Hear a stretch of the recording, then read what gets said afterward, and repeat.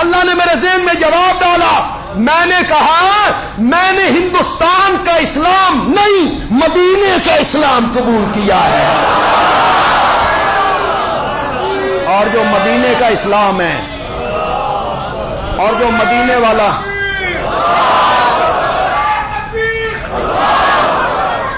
مدینے والا اسلام ہے وہ یہی سکھاتا ہے کہ یہ پیشانی جھکے گی تو صرف کس کے آگے جھکے۔ آپ حضرت قاضی صاحب سے سنتے رہتے ہیں اور علماء سے بھی سنتے رہتے ہیں، ایک صحابی آیا، اس نے کہا یا رسول اللہ ہم باہر کے علاقوں میں جاتے ہیں تو لوگ اپنے سرداروں کے سامنے، وڈیروں کے سامنے، امراء کے سامنے سجدہ کرتی ہیں۔ قاضی صاحب اسے بیان کرتے ہوں گے، میرا تھوڑا سا رنگ الگ سا ہے، میں اسے ذرا اور رنگ دینا چاہتا ہوں، آپ کو پسند آئے تو کہنا سبحان اللہ۔ صحابی کہنا چاہتا ہے ہم باہر کے علاقوں میں جاتی ہیں تو ایک پنڈ کا سردار، ایک شہر کا سردار، ایک ملک کا سردار، لوگ اس کے سامنے جھکتے ہیں، آقا تو کائنات کا سرتاج ہے، تو ساری دنیا کا سردار ہے، تو ساری کائنات سے اعلیٰ بھی ہے، افضل بھی ہے، برتر بھی ہے، بالا قدر بھی ہے، تو جیسا تو کوئی نہیں ہے، تو جیسا تو کوئی نہیں ہے، تو ہم تیرے سامنے نہ جھکیں؟ میرے آقا نے فرمایا نہیں، اگر اللہ کے سوا کسی کا سجدہ جائز ہوتا تو میں بیوی سے کہتا کہ وہ خامن کا کیا کرے۔ کیوں بھائی یہ حدیث ہے کہ کوئی بندہ انکار کر سکتا ہے؟ ایک بات آپ بتا دیں، یہ جو بیوی نے خامن کا سجدہ کرنا تھا یہ عبادت کا کرنا تھا کہ تعظیم کا؟ تو میرے آقا کیا کہنا چاہتے ہیں کہ میری شریعت میں تعظیم کا سجدہ بھی اللہ کے سوا کسی کے لیے۔ اسے بھی ایک رنگ دینا چاہتا ہوں، اگر آپ کہیں بدیالوی اچھا رنگ دے گیا ہے تو پھر آپ سبحان اللہ کہہ دینا، میرے سینے میں ٹھنڈ پڑ جائے گی۔ میرے آقا نے کہا اگر اللہ کے سوا کسی کا سجدہ جائز ہوتا نا تو پھر میں بیوی کو کہتا کہ وہ اپنے خامد کا سجدہ کرے، اگر اللہ کے سوا کسی کا سجدہ جائز ہوتا تو پھر میں عائشہ کو کہتا کہ وہ محمد کا سجدہ کرے، پھر میں حفصہ کو کہتا کہ وہ محمد کا سجدہ کرے، پھر میں ام حبیبہ کو کہتا کہ وہ میرا سجدہ کرے، پھر میں زینب اور جویریہ کو کہتا کہ وہ میرا سجدہ کرے۔ لیکن میری شریعت میں عبادت کا سجدہ ہو، تعظیم کا سجدہ ہو، وہ اللہ کے سوا کسی کے لیے بھی جائز ہو، کوئی ثبوت نہیں قرآن میں، حدیث۔ لوگ کہتے ہیں یوسف دے بھراما یوسف نے کیتا، تو آپ دلیل کے معاملے میں اتنے یتیم ہو گئے کہ آپ کو نہ قرآن میں ملا نہ حدیث میں ملا، آپ کو دلیل ملی تو کہاں سے ملی؟ حضرت یوسف کی شریعت میں جا کے ملی۔ امیر شریعت سید عطا اللہ شاہ بخاری رحمت اللہ علیہ دلی میں تقریر کر رہے ہیں، موضوع یہی ہے اللہ کے سوا کسی کا سجدہ نہیں۔ حسن نظامی اردو ادب کے بڑے ادیب ہوئے، آپ میں سے اکثر لوگوں نے ان کا نام سنا ہوگا، وہ دوسرے عقیدے کے تھے، وہ اٹھ کے کھڑے ہو گئے، اس نے کہا شاہ جی اللہ کے سوا کسی کا سجدہ جائز نہیں، یوسف دے بھراما یوسف کا سجدہ نہیں کیتا۔ سناٹا چھا گیا۔ شاہ جی نے فرمایا حسن نظامی بہ جا، یوسف دے بھراما اگے کیڑے چنگے کام کیتے ہیں جو یہ چنگا کیتا ہے۔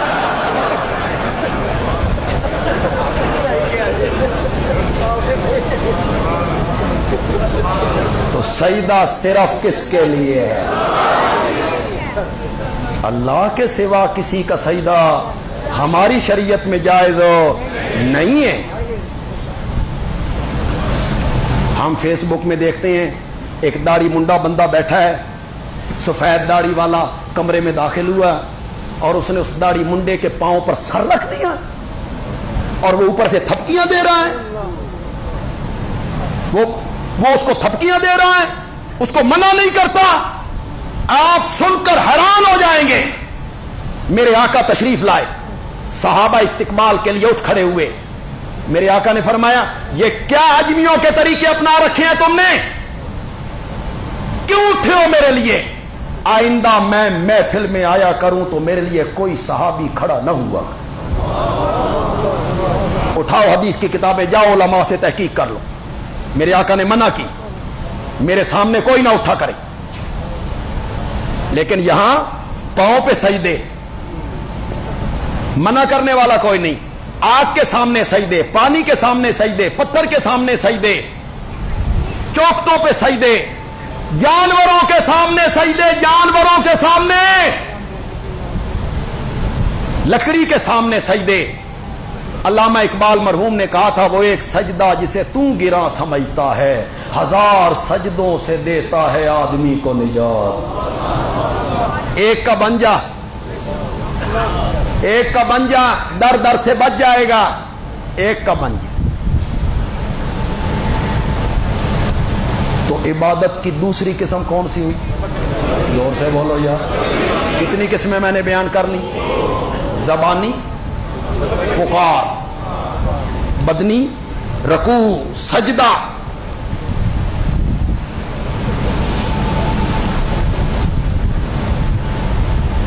اللہ اکبر. بدر کی رات تھی نا, ساری رات میرے نبی سر سجدے میں رکھ کے روتے رہے. استغیثون ربکم, تستغیثون سمجھتے ہو؟ استغاثہ سمجھتے ہو؟ استغاثہ وہ جو عدالتوں میں کرتے ہو استغاثے, اسی سے نکلا ہے نا تستغیثون. میں نہ ہوتا ہے فریاد کرنا, فریاد کرنا, اسی سے نکلا ہے غوث ہو. پتہ نہیں پھر غوث اعظم کون ہے؟ سب سے بڑا فریاد کو پہنچنے والا پھر پتہ نہیں کون. استغاثہ, غوث, تستغیثون. قرآن کہتا ہے جب تم فریادیں کرتے تھے ساری رات میرا نبی سر سجدے میں رکھ کے, حضرت ابو بکر پہرا دے رہے ہیں, اس جھونپڑی کے باہر پہرے دار ہیں حضرت ابو بکر. فرماتے ہیں میں اندر جاتا ہوں, چادر گری ہوئی ہے, میں پھر پیٹھ پہ رکھتا ہوں, جاتا ہوں, چادر گری ہوئی ہے, پھر پیٹھ پہ رکھتا ہوں. آنسوؤں سے داڑھی مبارک تر ہو گئی, زمین بھیگ گئی. جب میں صبح کے ٹائم گیا تو آپ رو رہے تھے, التجائیں کر رہے تھے, استغاثہ کر رہے تھے, چادر گری ہوئی تھی. میں نے پیٹھ پہ ہاتھ رکھا اور میں نے کہا یا رسول اللہ بس کرو. ہوں تے مینوں بھی یقین ہو گیا کہ رب کی مدد آئی سو آئی. اب تو مجھے بھی یقین ہو گیا ہے. آپ کی توجہ ہے؟ توجہ. یا رسول اللہ بس کیجئے, مجھے بھی یقین ہو گیا کہ رب کی مدد آئی سو آئی. نبی پاک نے فرمایا تل کا بے تل کا, تل کا بے تل کا. ابو بکر یاد ہے جب ہم غار میں تھے, یاد ہے جب ہم غار میں تھے تو پریشانی تجھے لائق ہوئی تھی, تسلی میں نے دی تھی. آج پریشانی مجھے لائق ہو گئی ہے, تو تسلی دے کے وہ بدلہ نہ چھوڑے. دل کا بے دل کا. وہاں ابو بکر کو پریشانی ہوئی. قاضی صاحب اجازت دے دیں کہ کچھ باتیں میں ذرا علماء سے ہٹ کے بھی کر لیتے, اور ویسے بھی تاریخی باتیں جو ہوتی ہیں وہ بندہ یوں سمجھ لے یا یوں سمجھ لے, اس میں کوئی کفر اسلام کا مسئلہ نہیں ہوتا. اب کربلا کا واقعہ کچھ لوگوں نے اس طرح سمجھ لیا, ہم نے اس طرح سمجھ لی. تاریخی واقعہ ہم نے اس طرح سمجھ لی. یہ جو ہے کہ وہ ایک سوراخ میں پیر رکھا, ایڑی رکھ دی, ایڑی اس میں سانپ تھا, سانپ نے ڈنگ مارا, یہ حدیث میں نہیں. حدیث میں اگر حدیث میں ہوتا میری مجال ہے کہ میں اس میں لب کشائی کرتا. حدیث میں نہیں, تاریخی واقعہ کہ سانپ تھا, اس نے ڈنگ مارا. میں کہتا ہوں نہیں, میری بات پسند آ جائے تو کہنا بندیالوی اچھی بات کہہ گیا. اور اور آپ سب کو حضرت صدیق اکبر سے محبت ہے, سب محبت, انشاءاللہ آپ کا دل ٹھنڈا ہو جائے گا. میں کہتا ہوں نہیں, اس سانپ کو احساس ہوا کہ غار میں رحمت کائنات آیا ہے. یہ سانپ میرے نبی کے دیدار کے لیے بے قرار ہوا. اللہ نے فرمایا یہ میرے نبی تک آنا چاہنا نا, ابو بکر دے قدم چوم کے آ. جنہ ابو بکر دے قدم نہیں نہ چومنے,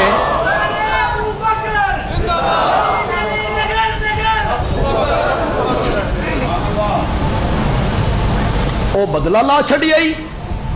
آج پریشانی مجھے ہوئی ہے, تسلی تو نے دی ہے. نبی پاک نے فرمایا اللہم ان تہلک ھذہ العصابہ لن تعبد فی الارض ابدا. اے 313 میری زندگی دی کھٹی وی تے ہٹی وی, اے 313 میری زندگی دا زیور وی گہنا وی, میری کمائی وی. مولا میں اپنی کمائی لایا ہوں تیرے دربار میں, اگر یہاں کام آ گئے نا پھر تو بھی سن, اس دھرتی پر تیری خالص عبادت کرنے والا کوئی نہیں رہے گا. کچھ سمجھیو صحابہ دی اہمیت کے کو نہیں سمجھو.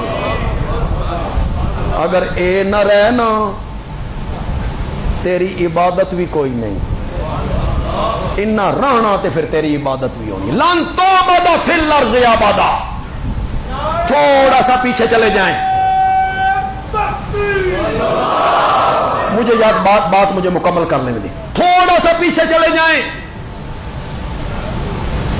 مکے کے چودھریوں نے کہا ہم تیری بات سننا چاہتے ہیں, لیکن تیری محفل میں غریب لوگ, کمی لوگ, بلال, عمار, یاسر یہ بیٹھے ہیں, ہمارے نوکر ہیں, غلام ہیں, انہاں دے نال اسی نہیں بانا, ان کو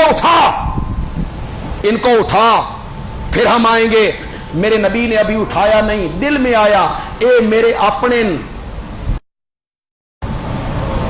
انہوں چند منٹاں واسطے ہٹا دیواں. اے چودھری ہیں, یہ چودھری من گئے تے ریت بھی. نبی پاک تو حریص تھے نا کہ سارے لوگ ایمان لائیں, سارے لوگ ایمان لائیں. میں چند منٹوں کے لیے غریب صحابہ کو ہٹا دوں, بس دل میں آیا. اللہ نے فرمایا وَلَا تَطْرُدِ الَّذِينَ يَدْعُونَ رَبَّهُمْ بِالْغَدَاةِ وَالْعَشِيِّ يُرِيدُونَ وَجْهَهُ. میرے پیغمبر جو لوگ صبح و شام مجھے پکارتے ہیں انہیں اپنی محفل سے ہٹانا نہیں ہے. ابو جال آندہ تے آوے نہیں تے خسمہ نو کھائے, کوئی ضرورت نہیں. بلال رہے گا, عمار رہے گا, یاسر رہے گا, ابو فقیہ رہے گا.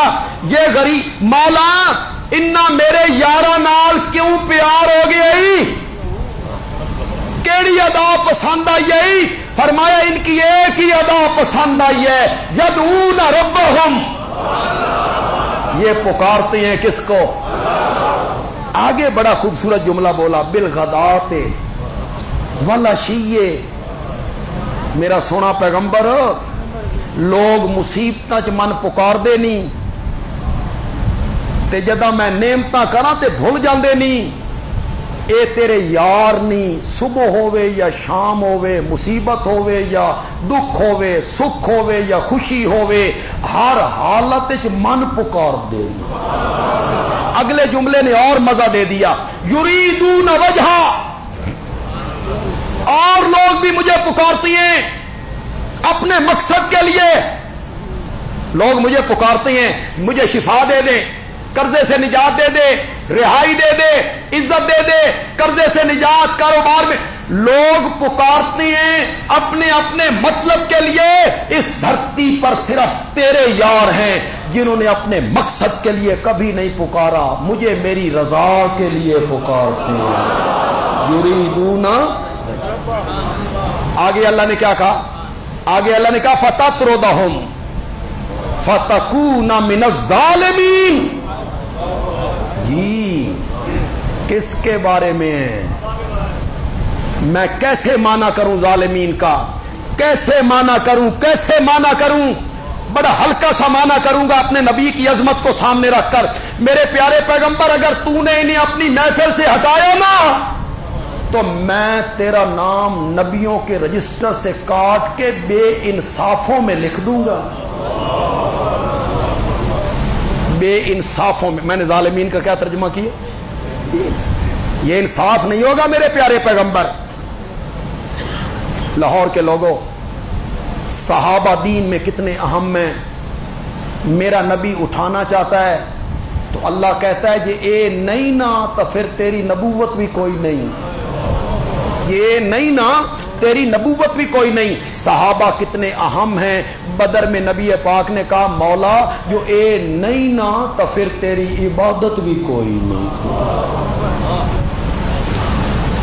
ساری رات سر سجدے میں رکھ کے روئے.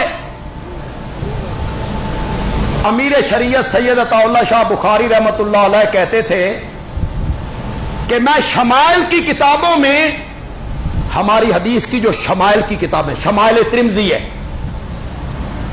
اس شمائل میں کون سی حدیثیں ہیں؟ میرے نبی کا چہرہ کیسا تھا، میرے نبی کی آنکھیں کیسی تھیں، میرے نبی کے ابرو کیسے تھے، میرے نبی کے ہونٹ کیسے تھے، میرے نبی کے دانت مبارک کیسے تھے، میرے نبی کی داڑھی مبارک کیسی تھی، میرے نبی کی زلفیں کیسی تھیں، میرے نبی کے ہاتھ کی انگلیاں کیسی تھیں، میرے نبی کے پاؤں کے تلوے کیسے تھے. اس میں سارا نقشہ کھینچا گیا ہے میرے نبی کی صورت کا، میرے نبی کی شکل کا، آنکھوں کا، چہرے کا، ماتھے کا، ابرو کا، مسکراہٹ کا. بڑا مزہ آتا ہے وہ پڑھ کے، شمائل پڑھ کے. حضرت انس کہتے ہیں یہ 10 سال میرے نبی کے خادم رہے ہیں. 10 سال. حضرت انس کتنے سال؟ گھریلو خادم، گھریلو. کہتے ہیں 10 سالوں میں نبی پاک نے مجھے کبھی اف بھی نہیں کہا. میں بچہ تھا، نقصان بھی کر دیتا تھا. مجھے کام کے لیے بھیجتے تھے، باہر تماشا ہو رہا ہوتا تھا، میں وہاں کھڑا ہو جاتا تھا. ایک دن نبی پاک پیچھے سے آ گئے اور میری آنکھوں پہ ہاتھ رکھ کے کہا انس میں تن کس واسطے بھیجیا سی تے تو کتنے کھلو گے. لیکن کوئی ناراض نہیں. حضرت انس کہتی ہیں میں نے آج تک کوئی ریشم آمنہ کے لال کی ہتھیلی سے نرم میں نے نہیں دیکھا. جتنی نرم ہتھیلی تھی نبی پاک صلی اللہ. امیر شریعت کہتی ہیں جب میں شمائل کی کتابوں میں امام الانبیاء کا چہرہ پڑھتا ہوں، زلفیں پڑھتا ہوں، داڑھی مبارک، ہونٹ، دانت مبارک، زلفیں، وجود، ہاتھ، پاؤں، تو میرا دل کرتا ہے عطا اللہ شاہ اتنے عظیم ہستی کے سامنے جھک جا، سجدہ کر دے. یہ سجدے کے لائق ہے. اتنا عظیم، اتنا خوبصورت، جھک جا اس کے سامنے. شاہ جی کہتے ہیں پھر میں بدر کی رات دیکھتا ہوں، پھر میں بدر کی رات دیکھتا ہوں کہ وہ حسین، وہ جمیل کسی اور کے سامنے جھک کے رو رہا ہے تو میں کہتا ہوں عطا اللہ شاہ تو بھی اس کے سامنے جھک جس کے سامنے یہ حسین جھک گیا ہے. سجدے کے لائق کون ہے؟ سجدے کے لائق کون ہے؟ عبادت کی کتنی قسمیں میں نے آپ کو بتائیں. پہلی قسم زبانی عبادت، دوسری قسم بدنی عبادت، تیسری قسم ہے مالی عبادت جس کا تعلق مال کے ساتھ ہے. زکات دینا، بولو زور سے بولو، خیرات کرنا، عشر نکالنا، فطرانہ دینا، حج کرنا. حج میں بھی مال ہے نا. حج میں قولی بھی ہے، حج میں بدنی بھی ہے، حج میں مالی بھی ہے. قربانی، شاباش شاباش. ایک قربانی آئے گی نا تے منڈی جاؤ گے نا تو ان سمجھ آئے گی کہ مالی عبادت ہے کہ کوئی نہیں. آج اسی سمجھ دو. جب بکرے پہ ہاتھ رکھتے تو وہ کہتے ہیں 2 لاکھ کا ہے. قربانی میں مالی عبادت ذرا ذہن میں رکھیے گا. قربانی میں مالی عبادت. زکات، عشر، فطرانہ، صدقہ، خیرات، حج، قربانی، مالی عبادت، نظر، زور سے بولو، زور سے بولو، نظر دینا، منت ماننا، منت ماننا کون سی عبادت ہے؟ میں کہہ رہا ہوں جاؤ، اگر کوئی دوسرے مسلک کا میرا بھائی، میرا کوئی بزرگ، میرا کوئی ساتھی یہاں موجود ہے، وہ میرا ہم مسلک نہیں ہے، دوسرے مسلک سے تعلق ہے، وہ اپنے علماء سے جا کے کل پوچھے کہ بندیالوی کہتا تھا، فقہ حنفی نے لکھا، فقہ حنفی کی کتابوں نے لکھا، بیر الرائق نے لکھا، النظر عبادت، النظر عبادت، نظر کیا ہے؟ عبادت ہے۔ اور لاہوریوں، تمہیں یہ بتانے کی کوئی ضرورت نہیں ہے، جس کو عربی میں نظر کہتے ہیں اس کو فارسی میں نیاز کہتے ہیں۔ یہ نہیں بے نظر اور چیز ہے، نیاز نا، عربی میں نظر، زور سے بولو، زور سے بولو، عربی میں نظر، فارسی میں نیاز، منت، منت ماننا، میرا مریض ٹھیک ہو گیا نا تو میں شہداء مسجد میں 10,000 روپے دوں گا، منت ماننا، منت ماننا، جی میرا مریض ٹھیک ہو گیا نا تو داتا دربار پہ دیگ اتاروں گا۔ یہ کس کی منت ہو گئی؟ اور منت کس کی ماننی چاہیے؟ مریم کی ماں نے کیا کہا تھا؟ انی نظر تو لاکا، میں نے نظر مانی ہے، لاکا کس کے لیے؟ نظر عبادت ہے، نیاز عبادت ہے، نظر حق اللہ کا ہے اور نیاز بھی حق۔ میں اس پر قرآن پیش کروں؟ کر سکتا ہوں۔ میں اس پر حدیثیں پیش کروں؟ کر سکتا ہوں۔ میں اس پر فقہ حنفی پیش کروں؟ کر سکتا ہوں۔ میں اس پر دوسری فقہ پیش کروں؟ کر سکتا ہوں، لیکن نہیں کروں گا، نہیں کروں گا۔ میں آپ سے پوچھوں گا، جتنے لوگ یہاں بیٹھے ہو، دل پہ ہاتھ رکھ کے انصاف کے ساتھ بولو، عدل کے ساتھ بولو، جتنے لوگ یہاں بیٹھے ہو، یہ زمین کس کی ہے؟ زور سے بولو۔ دانا جو زمین میں بکھیر کے آتے ہو، یہ دانوں کو پیدا کرنے والا کون ہے؟ جن ہاتھوں سے بکھیرتے ہو ان میں طاقت دینے والا کون ہے؟ بادلوں کو امڑ کے لانے والا کون ہے؟ بارش کا برسانے والا کون ہے؟ ایک دانے کو 700 دانوں میں بدلنے والا کون ہے؟ جس درانتی کے ساتھ فصل کو کاٹتے ہو، اس کا لوہا، لکڑی، اس مادہ کو پیدا کرنے والا کون ہے؟ جن ہاتھوں سے کاٹتے ہو، اس ہاتھوں میں قوت دینے والا کون ہے؟ جن بوریوں میں بند کرتے ہو، ان بوریوں کا مادہ پیدا کرنے والا کون ہے؟ زور سے بولو، کون ہے؟ اور یہ سب کچھ کرنے والا اگر اللہ ہے تو پھر اس اناج میں سے بطور نظر و نیاز حصہ نکلنا چاہیے، تو کس کا نکلنا چاہیے؟ اس پر دلیلیں دینے کی ضرورت ہے۔ اس پر میں قرآن پیش کروں، اس پر میں حدیثیں پیش کروں؟ یہ دودھ کا نظام، ان لکم فی الانعام لعبرہ نسقیکم مما فی بطونہ من بین فرث ودم۔ آج ہم حضرت قائی صاحب کے کمرے میں بیٹھے رہے تو حضرت عبداللہ ابن عباس کا ہم نے بہت تذکرہ کیا کہ وہ میرے نبی کے چچا زاد بھائی بھی ہیں اور میرے نبی کے صحابی بھی۔ ان کی سکی خالہ میرے نبی کی زوجہ محترمہ حضرت میمونہ، تو جب میرے نبی کی باری حضرت میمونہ کے گھر ہوتی تھی تو ابن عباس وہ رات اور وہ دن حضرت میمونہ کے گھر گزارا کرتے۔ پھر ایک نبی پاک ہوتے تھے، ایک ابن عباس ہوتے تھے۔ میرے نبی نے دعا مانگی، مولا میرے چاچے دے پتر نو قرآن دا علم عطا فرما۔ اس آیت کا ترجمہ میں مفہوم حضرت عبداللہ ابن عباس سے بیان کروانا چاہتا ہوں، میں خود بیان نہیں کرتا۔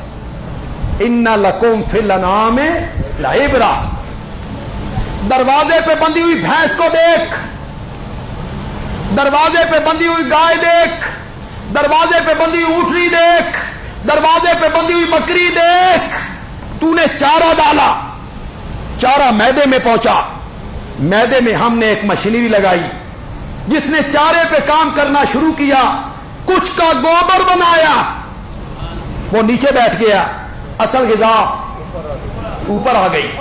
असल ग़िज़ा को मैदे से धक्का मारा जिगर की तरफ, असल ग़िज़ा जिगर में आ गई, जिगर में फिर एक मशीनरी लगाई, उसने असल ग़िज़ा पे काम करना शुरू किया, कुछ का खून बनाया, वो सप्लाई कर दिया दिल को, कुछ का दूध बनाया, वो सप्लाई कर दिया थनों को, मिम्बई ने फरसिन।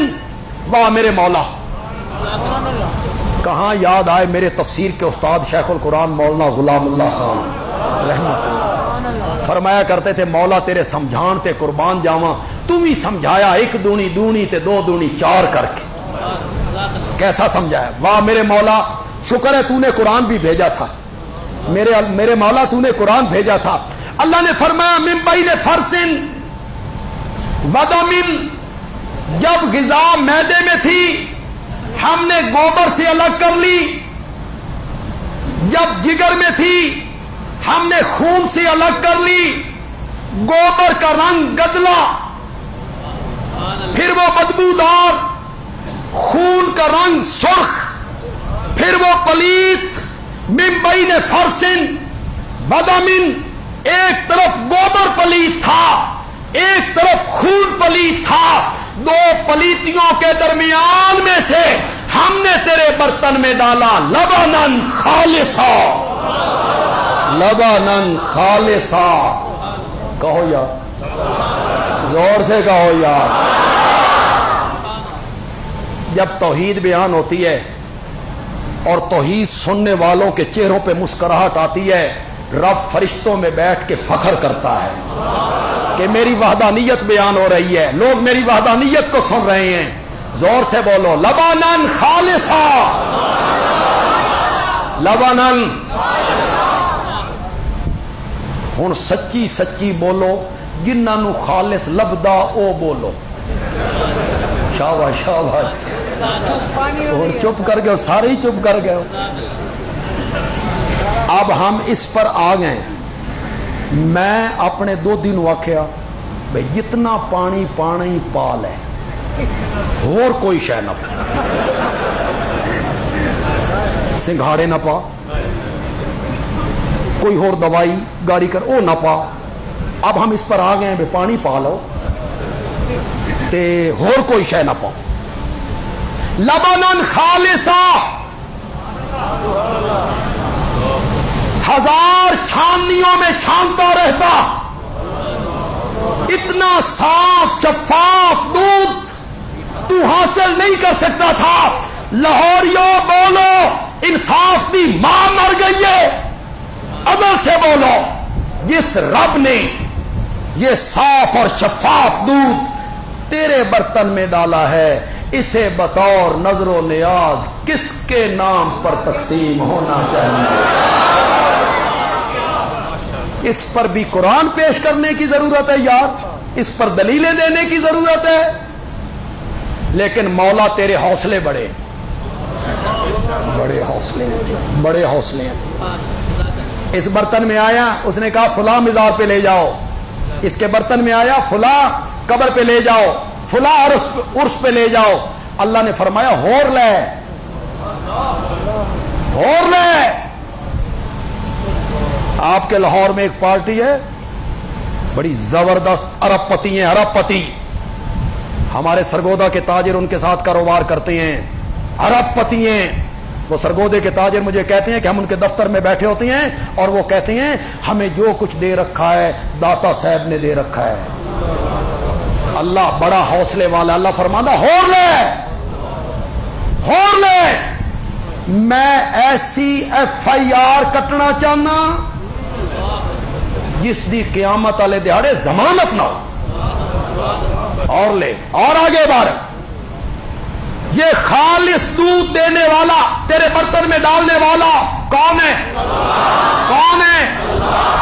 اللہ کہتی ہیں ایک طرف گوبر پلید تھا، ایک طرف خون پلید تھا، اس کا رنگ گدلا، اس کا رنگ سرخ، دو پلیتیوں میں سے جس طرح میں نے تیرے برتن میں خالص دودھ ڈالا ہے، تو بھی میری پکار خالص کیا کر۔ فادعوا اللہ فادعوا اللہ فادعوا اللہ، بس پکارو اللہ کو مخلصین مخلصین۔ میں نے تیری نازک طبیعت کا کتنا لحاظ رکھا، تیری طبیعت نازک ہے نا، گوبر کا ایک قطرہ آ جاتا، دودھ کے اندر گوبر کا ایک قطرہ آ جاتا، تو سارے دودھ کو ضائع کر دیتا۔ تو نازک طبیعت ہے نا، دودھ میں خون کا ایک قطرہ آ جاتا، تو سارے دودھ کو ضائع کر دیتا۔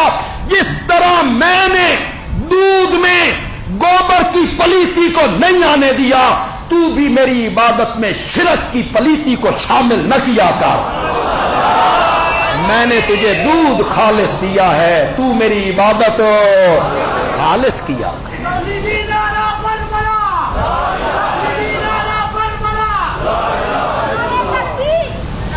تو کتنی قسمیں ہو گئی؟ شاباش شاباش۔ قولی ایک، بدنی دو، اس کے علاوہ عبادت کی کوئی قسم، ساری عبادت انہی تین قسموں میں بند۔ یا عبادت ہوگی قولی، یا عبادت ہوگی بدنی، یا عبادت ہوگی مالی۔ اب آپ کا ٹیسٹ لینا چاہتا ہوں، نقد ٹیسٹ، نقد کلاس، نقد ٹیسٹ۔ بولو ذرا غور نال بولنا، نماز میں کتنی باتیں ہیں؟ 3۔ پیسے بھی لگ دیں۔ نماز میں کتنی باتیں ہیں؟ کون کون سی؟ قولی 2 ہی باتیں، سبحانک اللہم قولی بات، سبحان ربی العظیم، سبحان ربی الاعلی، اللہ اکبر، رب اجعلنی۔ پھر ہاتھ باندھتے ہیں، رکوع کرتے ہیں، سجدہ کرتے ہیں، اتحیات بیٹھتے ہیں۔ تو نماز میں کتنی باتیں ہو گئیں؟ بدنی، قولی، اور قربانی میں؟ شاباش شاباش، زور سے بولو، قربانی میں کون سی عبادت ہو گئی؟ مالی۔ اللہ کہتی ہیں فَصَلِّ لِرَبِّكَ وَانْحَرْ، نماز پڑھ اپنے رب کے لیے اور قربانی کر اپنے رب کے لیے، یعنی قولی عبادت بھی، مالی عبادت بھی اور بدنی عبادت بھی، تینوں قسم کی باتیں کر تو صرف کس کے لیے کر؟ فَصَلِّ لِرَبِّكَ، نماز پڑھ اپنے رب کے لیے، یعنی قولی عبادت کر تو رب کے لیے، بدنی عبادت کر تو رب کے لیے، مالی عبادت کر تو رب کے لیے۔ یہ 2 چیزیں مجھے دے دے، انعام میں 2 چیزیں میں تجھے عطا کر دوں۔ ایک حصہ بیان ہو گئے، وہ جو دوسرا حصہ رہ گیا ہے 2 نعمتیں جو اللہ نے عطا کی ہیں، انشاءاللہ آپ کی اللہ زندگی کرے، میری بھی زندگی کرے، اگلے سال انشاءاللہ اس پہ بھی روشنی ڈالیں گے انشاءاللہ۔ اللہ تعالیٰ عمل کی توفیق عطا فرمائے۔ وما علینا الا البلاغ المبین۔